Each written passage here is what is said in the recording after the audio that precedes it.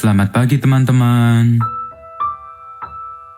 Kembali bersama Ariel Kurnaidi. Kita akan merenungkan firman Tuhan dari buku Renungan Pagi Anak dan Pelajar. Yesus sahabat terbaik dan setia. Yang disusun oleh Pastor Dr. Marolop Sagala. Mari kita awali dengan doa. Bapa di sorga, kami akan belajar firman-Mu.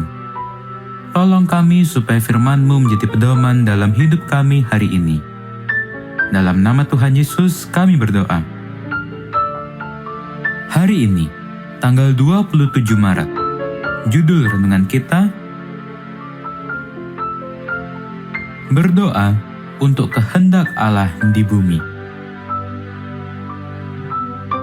Ayat hafalan, Matius pasal 6 ayat yang 10. Datanglah kerajaan-Mu, jadilah kehendak-Mu di bumi seperti di sorga.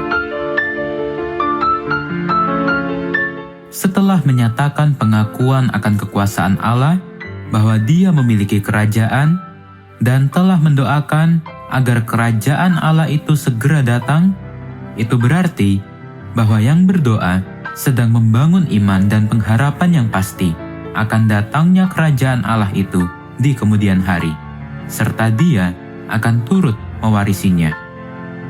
Kemudian harus mendoakan agar kehendak Allah juga terjadi di bumi, yaitu di dalam dirinya sendiri, seperti kehendak Allah terjadi dalam kerajaannya di sorga. Berdoa agar kehendak Allah terjadi di bumi itu berarti di dalam diri sendiri adalah penting.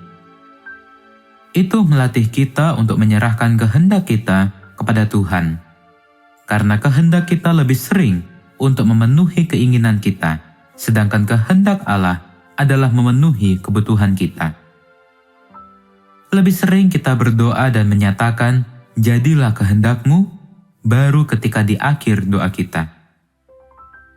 Tetapi Yesus mengajarkan supaya kita menyatakan itu di permulaan doa kita.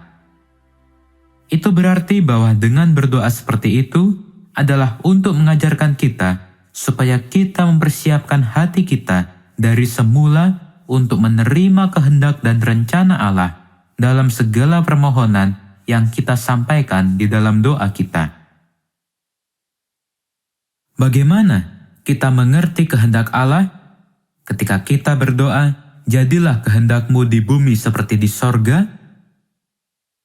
Kehendak Allah dinyatakan di dalam perintah-perintah hukum-Nya yang kudus, dan prinsip-prinsip hukum ini adalah prinsip sorga. Sebagaimana yang terdapat di dalam Ellen G. White, Prayer. Itu berarti ketika kita berdoa seperti diajarkan Yesus, maka kita sedang berdoa agar kita disanggupkan mengerti seluruh perintah-perintah Allah yang terdapat dalam hukum-Nya yang tertulis di dalam Alkitab. Raja Daud berkata, "Aku suka melakukan kehendak-Mu, ya Allahku. Taurat-Mu ada di dalam dadaku."